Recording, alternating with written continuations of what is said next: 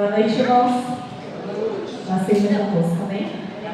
Eu vou orar primeiro, porque eu vou ler Gênesis e é fácil de achar. Deus querido, Pai amado, eu te louvo, Senhor, eu te agradeço, Senhor, por essa noite, Pai. Pela oportunidade, Senhor, de estarmos aqui na Tua casa, para louvar e agradecer o Teu santo nome. Paizinho querido, eu te peço perdão pelos meus pecados, Senhor, pelas minhas falhas, por tudo, Pai, que eu tenho feito que não tem sido do Seu agrado, Pai. Porque a partir de agora, Senhor, que eu seja um canal, Senhor, e que não seja a minha boca, Senhor, mas que seja o Teu Espírito Santo, trazendo a Tua mensagem, aquilo que o Senhor quer falar para a Tua igreja nessa noite, Pai. Em nome de Jesus é o que eu te peço. Eu já te louvo e eu te agradeço, amém? Quem trouxe a palavra de Deus, vamos aproveitar que você está em pé. Pastor.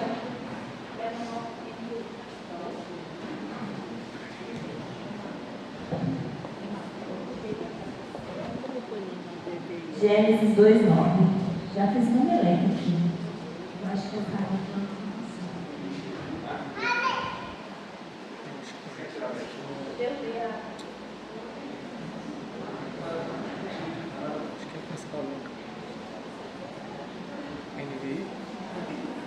Nossa, eu fui atrás, interessante.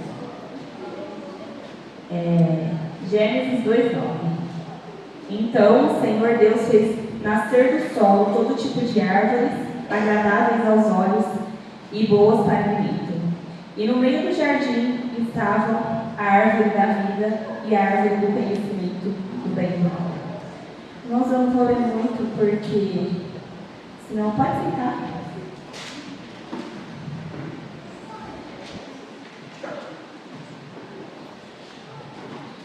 Deus ali, quando Ele criou todas as coisas no meio do jardim, Ele coloca a árvore da vida. Quem sabe o que era a árvore da vida? Quem não sabe? A árvore da vida era a árvore da imortalidade. Quando Deus criou o homem, Ele criou o homem no propósito de ser eterno. Então, no meio do jardim tinha a árvore da vida. Quando eles comiam daquele fruto, eles tinham o direito da vida eterna, de viver para sempre. E no meio do jardim também tinha a árvore do conhecimento do bem e do mal.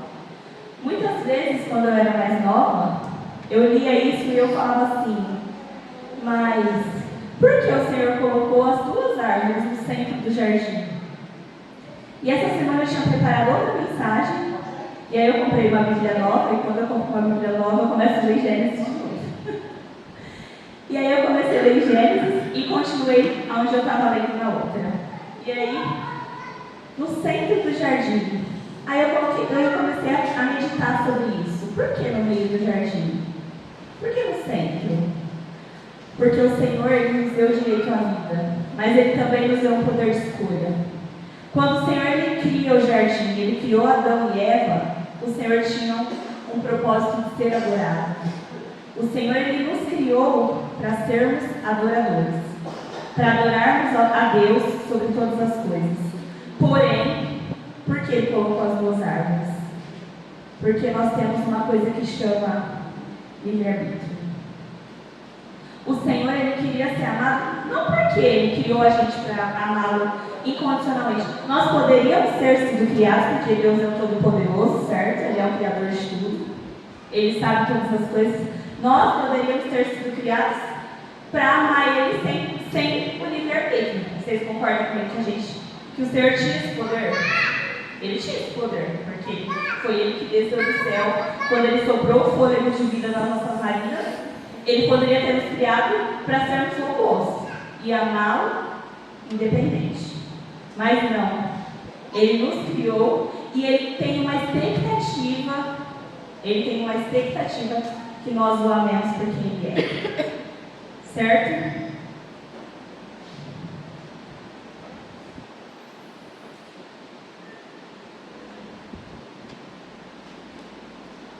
Deus poderia ter tanto nos feito assim que os anjos ficam lá 24 horas, falando santo, santo, santo, santo, santo, santo.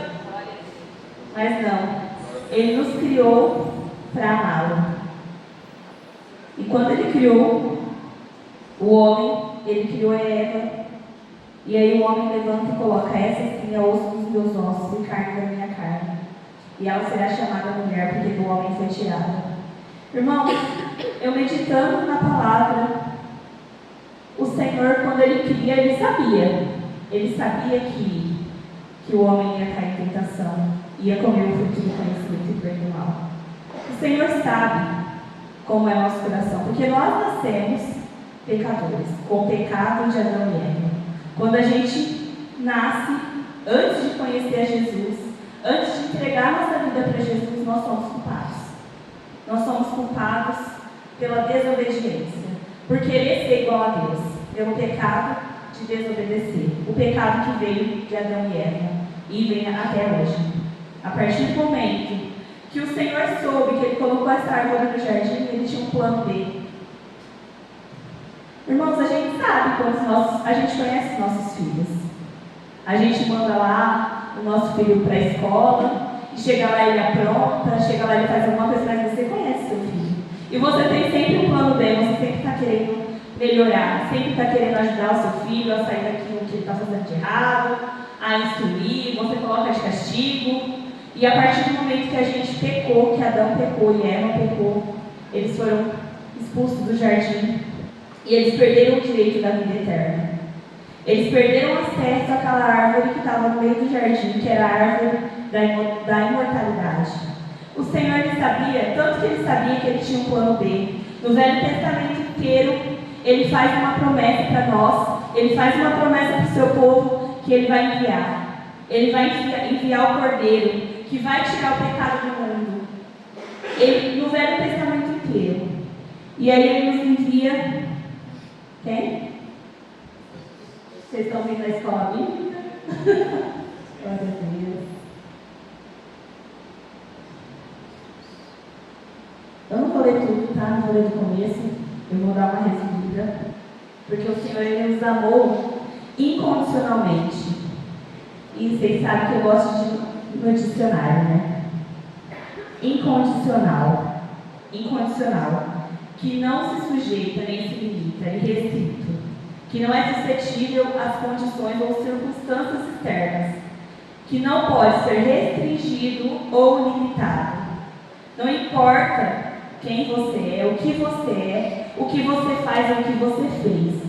Deus, a partir do momento que Ele criou a humanidade, Ele tem um amor incondicional. Como que é o amor incondicional? É o amor da mãe pelo filho. Muitos pais amam os filhos, mas o amor incondicional é o amor da mãe. É aquele amor que, se o seu filho estiver inseguro, se o seu filho estiver em perigo, você dá a sua vida pelo seu filho. É esse amor. E o Senhor Deus Todo-Poderoso, Ele nos amou de tal maneira que Ele deu o Filho dEle. Ele deu Jesus para que morresse na cruz para pagar o preço do nosso pecado. O nosso pecado de desobediência era um pecado sem perdão. Nós não teríamos direito à vida eterna se nós não tivéssemos recebido Jesus. Se Deus não tivesse dado Jesus para morrer por nós naquela cruz. Muitas vezes a gente fala assim: eu fiz isso, eu fiz aquilo, ou eu sou assim, ou eu sou assado, eu não sou digno de perdão, eu não sou digno disso, eu não sou digno daquilo, eu não mereço. Mas, irmãos, o Senhor, Ele nos amou incondicionalmente. Ele tinha um plano B, Ele tem um plano B para a sua vida, um plano de salvação.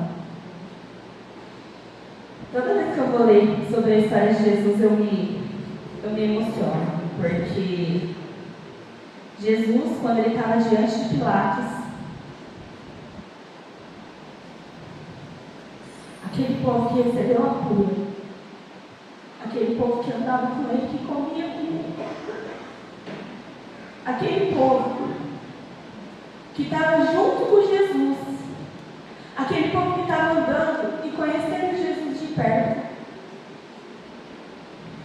Quando Pilatos deu a opção de soltar, porque eles estavam na festa da Páscoa, e Pilatos sempre, quando ele estava na festa da Páscoa, ele soltava um prisioneiro. Está em Marcos 15. Eu vou ler a partir do 9. Por que vocês querem que eu lhe solte o rei dos judeus? Perguntou Pilatos. sabendo que fora por inveja que os chefes dos sacerdotes lhe haviam entregado Jesus. Mas os chefes dos sacerdotes incitaram a multidão a pedir que Pilatos, ao contrário, soltasse Barrabás. Então, o que farei com aquele a quem vocês chamam rei dos judeus? Perguntou Pilatos. Crucificam-o, gritaram eles. Por quê? Que crime ele cometeu? Perguntou Pilatos. Mas eles gritavam ainda mais. Crucificam-o.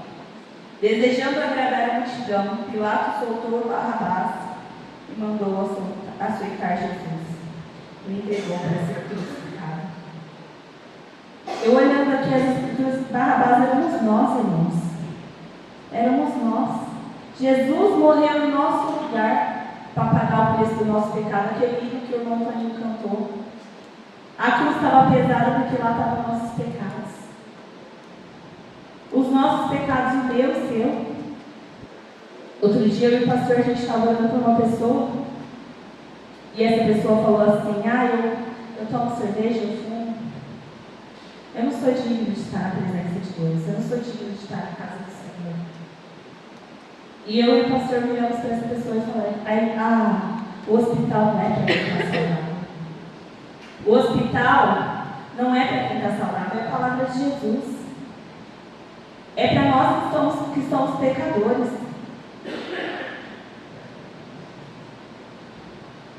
Deus te ama, irmão, porque Ele desceu do alto e sublime trono dele para criar você. Ele ordenou, durante a criação do mundo, Ele ordenou que separe o céu da terra, e que haja noite e haja dia, e que haja árvore. Ele criou todos os animais do mar, todos os animais terrestres, os animais que voam. Mas quando foi para criar o homem, Ele desceu do alto e sublime trono. E Ele veio com as suas próprias mãos. Ele pegou o barro e Ele nos esculpiu. Muitas vezes a gente não é satisfeito com a nossa aparência, a gente não é satisfeito com aquilo que a gente tem.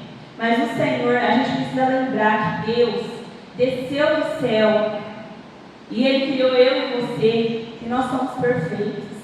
Nós somos lindos aos olhos de Deus. Sabe por que nós somos lindos aos olhos de Deus? Quem é mãe aqui? A mãe que acha seu filho feio, levanta a mão.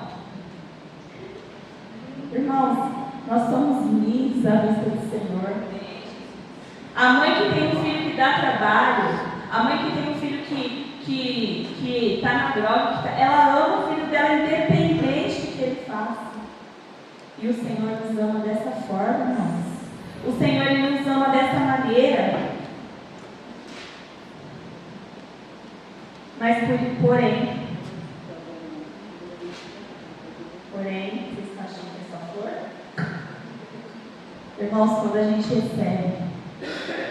recebe a presença de Deus, quando a gente recebe Jesus em nossa vida, precisa haver uma mudança, precisa haver uma transformação.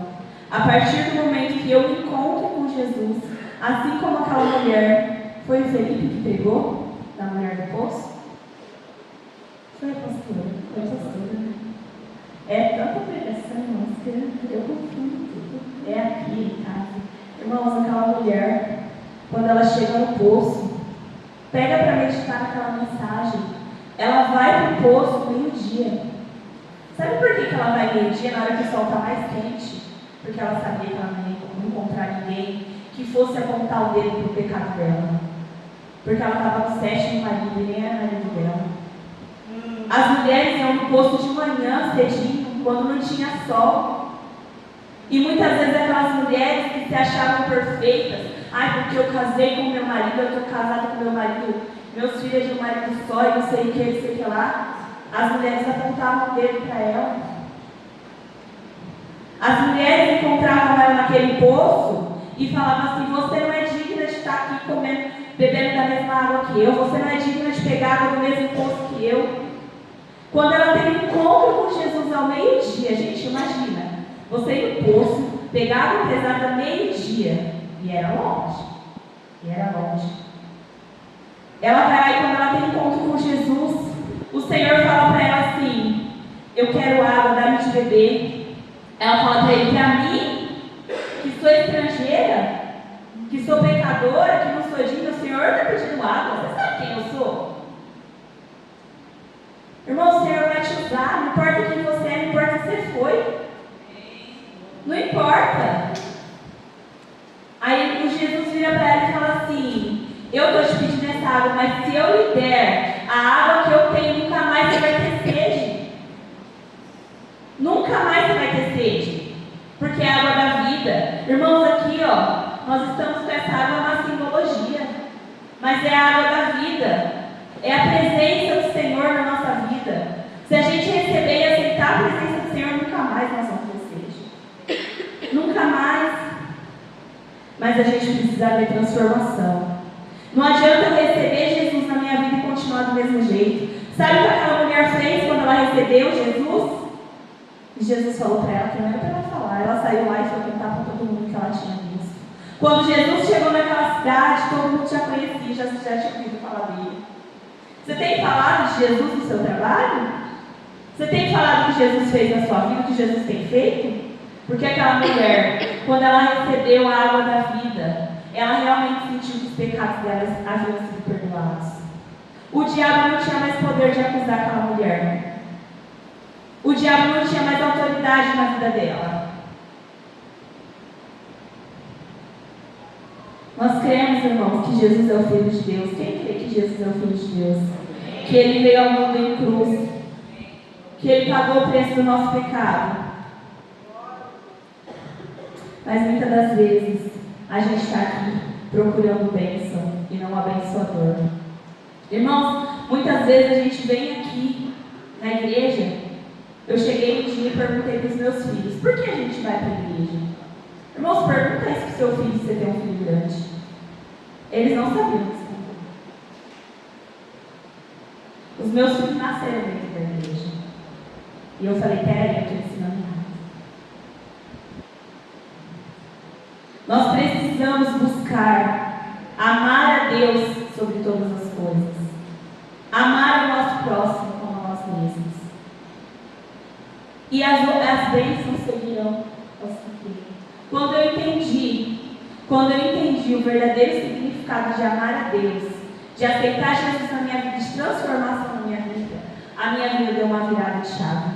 E eu não falo de dinheiro, irmãos, porque dinheiro eu conheço muita gente que tem muito dinheiro e tem uma vida desgramada. Eu falo de saúde emocional, de saúde espiritual, de paz dentro da minha casa, de você ter vontade de ficar em casa. Eu amo ficar na minha casa. Eu amo, porque é um lar. Quantas vezes a gente vê pessoas que não querem ficar na própria casa? Irmãos, quando a gente transforma a nossa vida, quando a gente busca transformação de vida, as bênçãos vão seguir. Os nossos filhos vão ter saúde. Irmãos, esses dias, uma semana lá em casa foi uma luta. Mas aí eu comecei a meditar. Eu acho que fazia uns 3, 4 anos que ninguém ficava doente na minha casa. Eu abri a porta da minha casa. E eu desobedeci a Deus. Eu desobedeci ao Senhor. E aí nós ficamos uma semana doentes. O Espírito Santo falou no meu coração que não era para fazer uma coisa, eu desobedeci. E os meus filhos ficaram doentes, eu fiquei doente, só o Luciano que não ficou doente na minha casa.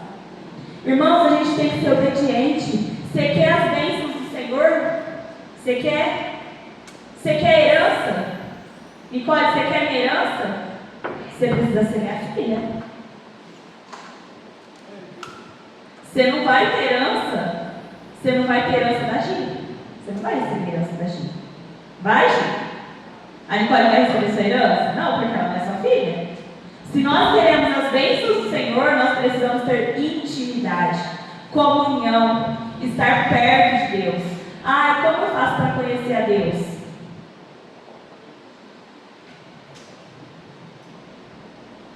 É fininha, minha Bíblia é nova, mas é uma Bíblia. Como eu faço para conhecer a Deus? Você não conhece alguém que você não está perto? Irmãos, eu venho na igreja durante os cultos Eu estou conhecendo da palavra do Senhor. Eu venho na casa do Senhor buscar, para eu ter comunhão com os irmãos, para eu conhecer de alguém que sabe mais que eu, o nosso pastor, para eu receber o que ele tem. Mas intimidade com Deus e conhecer a Deus de perto é na sua casa, é na sua madrugada, seu joelho no chão, é dentro do seu quarto quando você fecha a sua porta e ora e busca em secreto. Eu venho aqui na igreja, sim, eu venho para aprender, eu venho para receber uma oração de quem pode me abençoar, sim.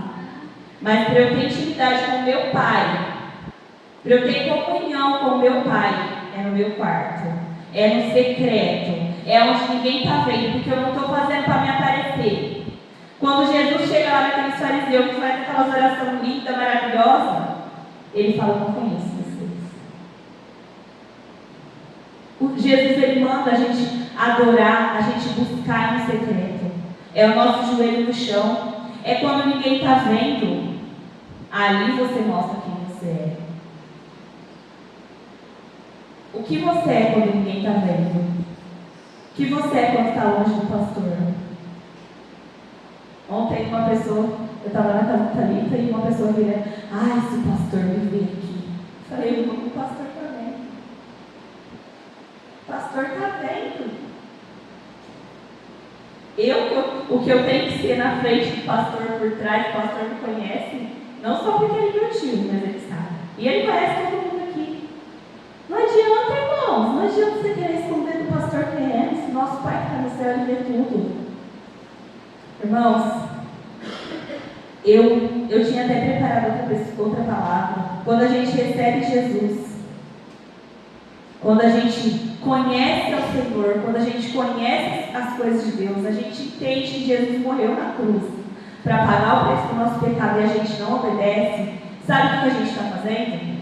Crucificam! Crucificam! Crucificam! A gente está crucificando Jesus.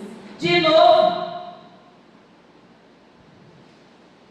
Quando eu peco, sabendo que eu estou pecando, eu estou crucificando Jesus de novo. Quando eu desobedeço, quando eu não faço o que Ele me ordena, eu estou crucificando Jesus de novo. Irmão, não tem como você receber a bênção do Senhor se não tiver mudança de vida. Você vai patinar, patinar, patinar. O Senhor, ele tem pressa em te abençoar. Ele tem pressa. O desejo do Senhor é que nós sejamos abençoados. Sejamos. O desejo do Senhor é que nós sejamos abençoados. Ele tem pressa em nos abençoar. Mas precisa haver mudança de vida. Irmão, se você entendeu essa palavra, se você precisa se reconciliar com o Senhor, levanta de pé. Olha, você pode. Não vou cantar só porque eu não tenho essa coragem. Boa, vem? Vem? Canta pra mim. Junto ao poço está a morena.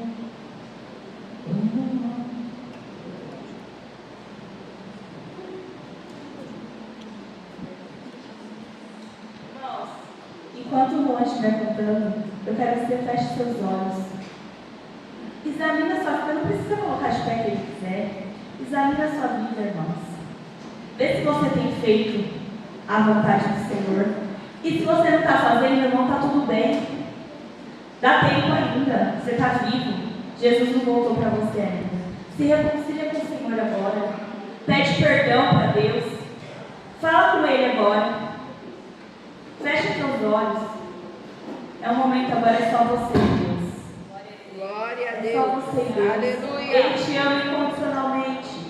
O amor dele não é pelo que você é, não é pelo que você faz, e muito menos pelo que você tem. Ele te ama, mesmo com as suas fraquezas, mesmo com as suas dificuldades, com as suas imperfeições.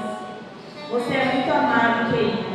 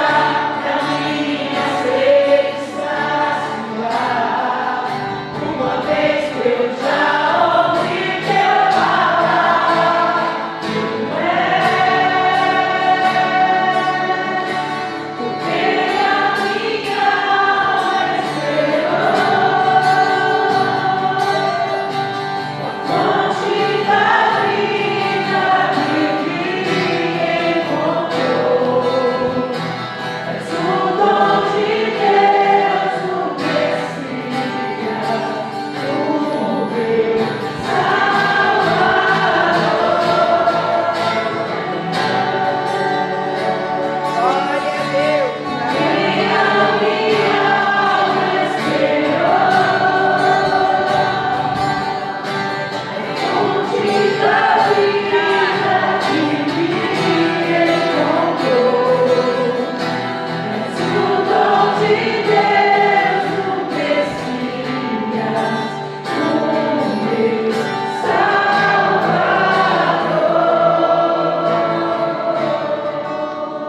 Glória a Deus. Aleluia. Deus querido, Pai amado, eu te louvo, Pai, eu te agradeço por cada vida nessa noite, Pai. Que o Senhor venha de encontro, Pai querido, Deus amado, em cada coração, Pai. Venha,